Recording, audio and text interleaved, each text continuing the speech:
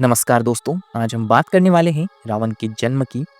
जब श्री राम अयोध्या में राज्य करने लगे, तब एक दिन समस्त ऋषि मुनि श्री रघुनाथ जी का अभिनंदन करने के लिए अयोध्यापुरी में आए। श्री रामचंद्र जी ने उन सब का बहुत अच्छे से आदर सत्कार किया। वार्तालाप करते हुए अगस्त्य मुनि कहने लगे, युद्ध में आपने जो रावण का संहार किया वह कोई बड़ी बात नहीं है, परंतु द्वंद्व युद्ध में लक्ष्मण के द्वारा इंद्रजीत का वध सबसे अधिक आश्चर्य की बात है। यह मायावी राक्षस युद्ध में सब प्राणियों के लिए अवध्य था, मतलब कि वो जो राक्षस था वो सबके वध कर रहा था, तो उसे मारना एक बहुत बड़ी बात थी। उनकी बात सुनकर रामचंद्र जी को बड़ा आश्चर्य हुआ। वे बोले, मुनिवर, रावण और कुंभकर्ण भी तो महान पराक्रमी थे, फिर आप केवल इंद्रजीत मेघनाद की ही इतनी प्रशंसा क्यों करते हैं? महोदर, प्रहस्त, विरूपाक्ष भी कम वीर न थे? इस पर अगस्त्य मुनि बोले, इस प्रश्न का उत्तर देने से पहले मैं तुम्हें रावण के जन्म, वर प्राप्ति आदि का विवरण सुनाता हूँ। ब्रह्मा जी के पुलस्त्य नामक पुत्र हुए थे, जो उन्हीं के समान तेजस्वी और गुणवान थे। एक बार वे महागिरी पर तपस्या करने गए। वह स्थान अत्यंत रमणीक था, इसलिए ऋषियों, नागों, राजर्षियों आदि की कन्याएं वहाँ क्रीड़ा करने आ जाती थी, मतलब कि खेलने आ जाती थी। इससे उनकी तपस्या में विघ्न पड़ता था। उन्होंने उन्हें वहाँ आने से मना किया। जब वे नहीं मानी तो उन्होंने साफ दे दिया कि कल से जो लड़की यहाँ मुझे दिखाई देगी वह गर्भवती हो जाएगी। शेष सब कन्याओं ने तो वहाँ आना बंद कर दिया, परंतु राजर्षि तृणाबिंदु की कन्या सांप की बात से अनजान होने के कारण उस आश्रम में आ गई और महर्षि की दृष्टि पड़ते ही गर्भवती हो गई। जब तृणबिंदु को यह बात मालूम हुई तो उन्होंने अपने कन्या को पत्नी के रूप में महर्षि को अर्पित कर दिया। इस प्रकार विश्रवा का जन्म हुआ, जो अपने पिता के समान वेदविद और धर्मात्मा हुआ। महामुनि भरद्वाज ने अपनी कन्या का विवाह विश्रवा से कर दिया। उनका विश्रवन नामक पुत्र हुआ। वह भी धर्मात्मा और विद्वान था। उसने भारी तपस्या करके ब्रह्मा जी को प्रसन्न किया और यम, इंद्र तथा वरुण के सदृश लोकपाल का पद पाया। फिर उसने त्रिकुट पर्वत पर बसी लंका को अपना निवास स्थान बनाया और राक्षसों पर राज्य करने लगा। श्री राम जी ने आश्चर्य से पूछा, तो क्या कुबेर और रावण से भी पहले लंका में मांसभक्षी राक्षस रहते थे? फिर उनका पूर्वज कौन था? यह सुनने के लिए मुझे कौतूहल हो रहा है। तब अगस्त ऋषि बोले, पूर्व काल में ब्रह्मा जी ने अनेक जल जंतु बनाए और उनसे समुद्र के जल की रक्षा करने के लिए कहा। तब उन जंतुओं में से कुछ बोले कि हम इसका रक्षण, मतलब कि रक्षा करेंगे, और कुछ ने कहा कि हम इसका यक्षण, मतलब कि पूजा करेंगे। इस पर ब्रह्मा जी ने कहा कि जो रक्षण करेगा वह राक्षस कहलाएगा और जो यक्षण करेगा वह यक्ष कहलाएगा। इस प्रकार वे दो जातियों में बंट गए। राक्षसों में हेती और प्रहेती दो भाई थे। प्रहेती तपस्या करने चला गया, परंतु हेती ने भया से विवाह किया, जिससे उसके विद्युतकेश नामक पुत्र उत्पन्न हुआ। विद्युतकेश के शुकेश नामक पराक्रमी पुत्र हुआ। सुकेश के माल्यवान, शुमाली और माली नामक तीन पुत्र हुए। तीनों ने ब्रह्मा जी की तपस्या करके यह वरदान प्राप्त कर लिया कि हम लोगों का प्रेम अटूट हो और हमें कोई पराजित ना कर सके। वर पाकर वे निर्भय हो गए और सुरों, असुरों को सताने लगे। उन्होंने विश्वकर्मा से एक अत्यंत सुंदर नगर बनाने के लिए कहा। इस पर विश्वकर्मा ने उन्हें लंकापुरी का पता बताकर भेज दिया। वहाँ वे बड़े आनंद के साथ रहने लगे। माल्यवान के वज्रमुष्टि, विरूपाक्ष, दुर्मुख, शुक्तघ्न, यज्ञकोप, मत्त और उन्मत्त नामक 7 पुत्र हुए। सुमाली के प्रहस्त्र, अकंपन, विकट, कालिकामुख, धूम्राक्ष, दंड, शूर्पाश्व, शंहादि, प्रधस एवं भारकर्ण नाम के 10 पुत्र हुए। माली के अनल, अनिल, हर और संपाति नामक 4 पुत्र हुए। ये सब बलवान और दुष्ट प्रकृति के कारण ऋषि मुनियों को कष्ट दिया करते थे। उनके कष्टों से दुखी होकर ऋषि मुनिगण जब भगवान विष्णु की शरण में गए तो उन्होंने आश्वासन दिया कि हे ऋषियों, मैं इन दुष्टों का अवश्य ही नाश करूंगा। जब राक्षसों को विष्णु के इस आश्वासन की सूचना मिली तो वे सब मंत्रणा करने संगठित हो माली के सेनापतित्व में इंद्रलोक पर आक्रमण करने के लिए चल पड़े। समाचार पाकर भगवान विष्णु ने अपने अस्त्र शस्त्र संभाले और राक्षसों का संहार करने लगे। सेनापति माली सहित बहुत से राक्षस मारे गए और शेष लंका की ओर भाग गए। जब भागते हुए राक्षसों का भी नारायण संहार करने लगे तो माल्यवान क्रुद्ध होकर युद्ध भूमि में लौट पड़ा। भगवान विष्णु के हाथों अंत में वह भी काल का ग्रास बना। शेष बचे हुए राक्षसी सुमाली के नेतृत्व में लंका को त्याग कर पाताल में जा बसे और लंका पर कुबेर का राज्य स्थापित हुआ। अब मैं तुम्हें रावण के जन्म की कथा सुनाता हूँ। राक्षसों के विनाश से दुखी होकर सुमाली ने अपनी पुत्री कैकसी से कहा कि पुत्री, राक्षस वंश के कल्याण के लिए मैं चाहता हूँ कि तुम परम पराक्रमी महर्षि विश्रवा के पास जाकर उनसे पुत्र प्राप्त करो। वही पुत्र हम राक्षसों की देवताओं से रक्षा कर सकता है। अगस्त मुनि ने कहना जारी रखा। पिता की आज्ञा पाकर कैकसी विश्रवा के पास गई। उस समय भयंकर आंधी चल रही थी। आकाश में मेघ गरज रहे थे। कैकसी का अभिप्राय जानकर विश्रवा ने कहा कि भद्रे, तुम इस कुबेला में आई हो, मैं तुम्हारी इच्छा तो पूरी कर दूंगा, परंतु इससे तुम्हारी संतान दुष्ट स्वभाव वाली और क्रूर कर्मा होगी। मुनि की बात सुनकर कैकसी उनके चरणों में गिर पड़ी और बोली कि भगवान, आप ब्रह्मावादी महात्मा हैं, आपसे मैं ऐसी दुराचारी संतान पाने की आशा नहीं करती, अतः आप मुझ पर कृपा करें। कैकसी के वचन सुनकर मुनि विश्रवा ने कहा कि अच्छा, तो तुम्हारा सबसे छोटा पुत्र सदाचारी और धर्मात्मा होगा। इस प्रकार कैकसी के 10 मुख वाले पुत्र का जन्म हुआ, जिसका नाम दशग्रीव रखा गया। उसके पश्चात कुंभकर्ण, शूर्पणखा और विभीषण के जन्म हुए। दशग्रीव और कुंभकर्ण अत्यंत दुष्ट थे, किंतु विभीषण धर्मात्मा प्रकृति का था।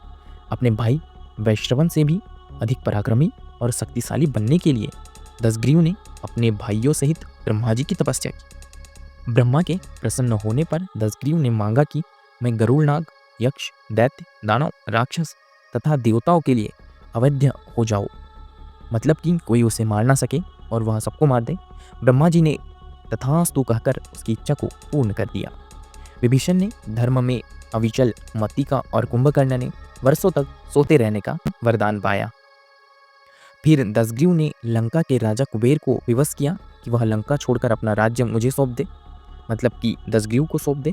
अपने पिता विश्रवा के समझाने पर कुबेर ने लंका का परित्याग कर दिया और रावण अपनी सेना, भाइयों तथा सेवकों के साथ लंका में रहने लगा। लंका में जम जाने के बाद अपनी बहन शूर्पणखा का विवाह कालका के पुत्र दानवराज विद्युविवाह के साथ कर दिया। उसने स्वयं दीति के पुत्र मय की कन्या मंदोदरी से विवाह किया, जो हेमा नामक अप्सरा के गर्भ से उत्पन्न हुई थी। विरोचन कुमार बलि की पुत्री व्रजवज्जला से कुंभकर्ण का और गंधर्वराज महात्मा शैलूष की कन्या शर्मा से विभीषण का विवाह हुआ। कुछ समय पश्चात मंदोदरी ने मेघनाथ को जन्म दिया, जो इंद्र को परास्त कर संसार में इंद्रजीत के नाम से प्रसिद्ध हुआ। सत्ता के मद में रावण उच्च श्रृंखल हो देवताओं, ऋषियों, यक्षों और गंधर्वों को नाना प्रकार से कष्ट देने लगा। एक बार उसने कुबेर पर चढ़ाई करके उसे युद्ध में पराजित कर दिया और अपनी विजय की स्मृति के रूप में कुबेर के पुष्पक विमान पर अधिकार कर लिया। उस विमान का वेग मन के समान तीव्र था। वह अपने ऊपर बैठे हुए लोगों की इच्छा अनुसार छोटा या बड़ा रूप धारण कर सकता था। विमान में मणि और सोने की सीढ़ियाँ बनी हुई थी और तपाए हुए सोने के आसन बने हुए थे। उस विमान पर बैठकर जब वह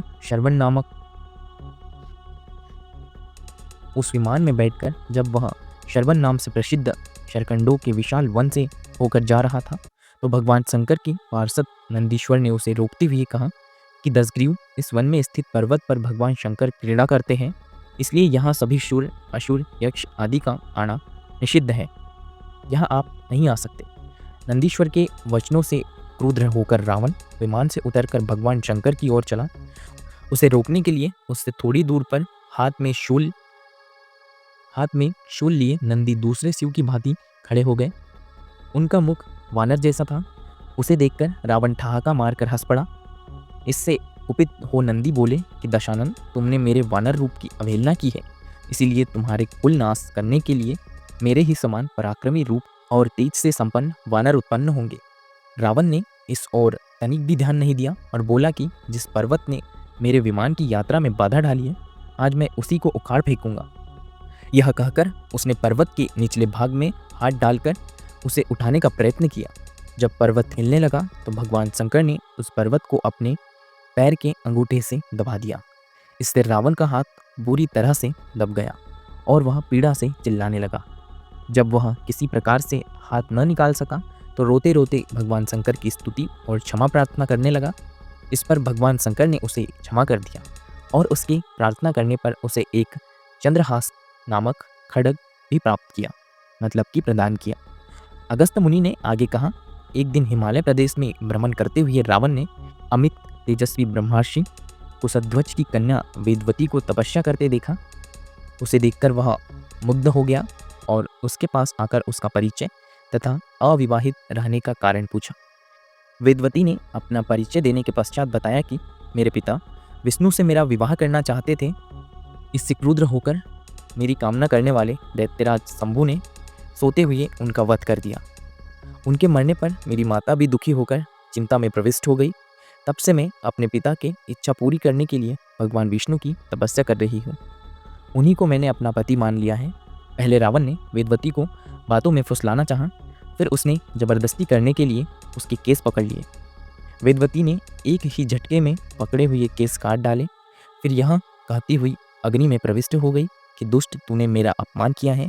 इस समय तो मैं यह शरीर त्याग रही हूँ, परंतु तेरा विनाश करने के लिए फिर जन्म लूँगी। अगले जन्म में मैं अयोनिजा कन्या के रूप में जन्म लेकर किसी धर्मात्मा की पुत्री बनूंगी। अगले जन्म में वह कन्या कमल के रूप में उत्पन्न हुई। उस सुंदर कांति वाली कमल कन्या को एक दिन रावण अपने महलों में ले गया। उसे देखकर ज्योतिषियों ने कहा कि राजन, यदि यह कमल कन्या आपके घर में रही तो आपके और आपके कुल के विनाश का कारण बनेगी। यह सुनकर रावण ने उसे समुद्र में फेंक दिया। वहाँ से वह भूमि को प्राप्त होकर राजा जनक के यज्ञ मंडप के मध्यवर्ती भूभाग में जा पहुंची। वह राजा द्वारा हल से जोती जाने वाली भूमि से वह कन्या फिर प्राप्त हुई। वेदवती सीता के रूप में आपकी पत्नी, मतलब कि श्री राम जी की पत्नी बनी और आप स्वयं सनातन विष्णु हैं। इस प्रकार आपके महान शत्रु रावण को वेदवती ने पहले ही अपने सांप से मार डाला था।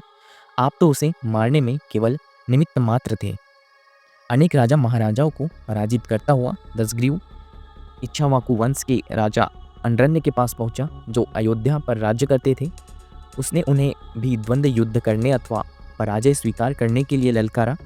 दोनों में भीषण युद्ध हुआ, किंतु ब्रह्मा जी के वरदान के कारण रावण उनसे पराजित न हो सका।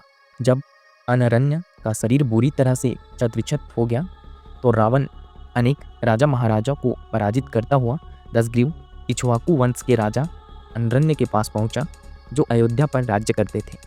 उसने उन्हें भी द्वंद्व युद्ध करने अथवा पराजय स्वीकार करने के लिए ललकारा। दोनों में भीषण युद्ध हुआ, किंतु ब्रह्मा जी के वरदान के कारण रावण उनसे पराजित न हो सका। जब अनरण्य का शरीर बुरी तरह से क्षत-विक्षत हो गया तो रावण इक्ष्वाकु वंश का अपमान करना और उपहास करने लगा। इससे कुपित होकर अनरण्य ने उसे शाप दिया कि तूने अपने व्यंग्यपूर्ण शब्दों से इक्ष्वाकु वंश का अपमान किया है, इसलिए मैं तुझे शाप देता हूँ कि महात्मा इक्ष्वाकु के इसी वंश के दशरथ नंदन राम का जन्म होगा, जो तेरा वध करेंगे। यह कहकर राजा स्वर्ग सिधार गए। रावण की उद्दंडता में कमी नहीं आई। राक्षस या मनुष्य जिसको भी वह शक्तिशाली पाता, उसी के साथ जाकर युद्ध करने लगता। एक बार उसने सुना कि किष्किंधापुरी का राजा बाली बड़ा बलवान है, पराक्रमी है, तो वह उसके पास युद्ध करने के लिए जा पहुंचा। बाली की पत्नी तारा के पिता सुषेण, युवराज अंगद और उसके भाई सुग्रीव ने उसे समझाया कि इस समय बाली नगर से बाहर संध्योपासन के लिए गए हैं। वे ही आपसे युद्ध कर सकते हैं और कोई वानर इतना पराक्रमी नहीं है जो आपके साथ युद्ध कर सके, इसलिए आप थोड़ी देर उनकी प्रतीक्षा करें। फिर सुग्रीव ने कहा कि राक्षस राज, सामने जो शंख जैसे हड्डियों की ढेर लगे हैं वे बाली के साथ युद्ध की इच्छा से आए आप जैसे वीरों के ही हैं। बाली ने इन सब का अंत किया है। यदि आप अमृत पीकर आए होंगे तो भी जिस क्षण बाली से टक्कर लेंगे वह क्षण आपके जीवन का अंतिम क्षण होगा। यदि आपको मरने की बहुत जल्दी हो तो आप दक्षिण सागर के तट पर चले जाइए, वहीं आपको बाली के दर्शन हो जाएंगे। सुग्रीव के वचन सुनकर रावण विमान पर सवार होकर तत्काल दक्षिण सागर में उस स्थान पर जा पहुंचा जहाँ बाली संध्या कर रहा था। उसने सोचा कि मैं चुपचाप बाली पर आक्रमण कर दूंगा। बाली ने रावण को आते देख लिया, परंतु वह तनिक भी विचलित नहीं हुआ और वैदिक मंत्रों का उच्चारण करता रहा। जो ही उसे पकड़ने के लिए रावण ने पीछे से हाथ बढ़ाया, सतर्क बाली ने उसे पकड़कर अपनी काख में मतलब कि अपने बाजू में दबा लिया और आकाश में उड़ चला। रावण बार बार बाली को अपने नखों से कचोटता रहा, किंतु बाली ने उसकी कोई चिंता नहीं की। तब उसे छुड़ाने के लिए रावण के मंत्री और अनुचर उसके पीछे शोर मचाते हुए दौड़े, परंतु वे बाली के पास तक न पहुंच सके। इस प्रकार बाली रावण को लेकर पश्चिमी सागर के तट पर पहुंचा। वहां उसने संध्योपासन पूरी की। फिर वहां दशानन को लिए हुए किष्किंधापुरी लौटा। अपने उपवन में एक आसन पर बैठकर उसने रावण अपनी काख से निकालकर पूछा कि अब कहिए, आप कौन हैं और किस लिए आए हैं। रावण ने उत्तर दिया कि मैं लंका का राजा रावण हूँ, आपके साथ युद्ध करने के लिए आया था। वह युद्ध मुझे मिल गया, मैंने आपका अद्भुत बल देख लिया। अब मैं अग्नि की साक्षी देकर आपसे मित्रता करना चाहता हूँ। फिर दोनों ने अग्नि की साक्षी देकर एक दूसरे से मित्रता स्थापित की। तो दोस्तों, ये थी आज की रावण के जन्म की कुछ बातें। अगर वीडियो अच्छी लगी हो तो वीडियो को लाइक करें और चैनल को सब्सक्राइब करें ताकि ऐसी वीडियोस आपको मिलते रहें। मिलते हैं अगली वीडियो में, तब तक के लिए धन्यवाद।